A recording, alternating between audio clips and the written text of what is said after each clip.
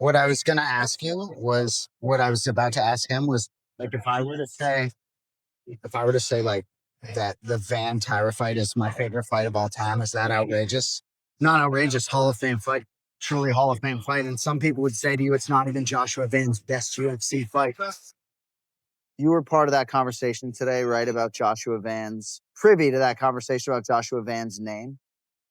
So, in advance of UFC 331, Joshua Van did an interview with Megan O'Leary and was suggestive that it's Joshua Vaughn.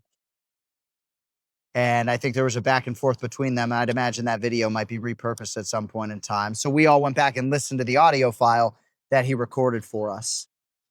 And all of these audio files are open to interpretation, but it's pretty clear Van twice, he says. So breaking news here, we're going to keep it Joshua Van. Thank goodness, right? All of a sudden the champ, we got all these fight-ending calls, Joshua Van, and it's Vaughn. So, yeah. Yeah, well, no, that's great news about the pronunciation. I Happy know. to hear about that. Like superiorly interesting. But in terms of his last fight against Tatsuro, you'll help me with his first name, Tyra. Tatsuro Taira?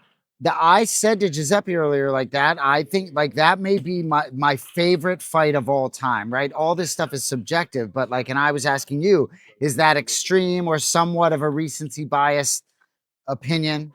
I think it would be easy for someone to just suggest that it's a recency bias. No, that's one of the best fights that I've ever called. Some would actually say to you, Joshua Van versus Brandon Royval was a better fight.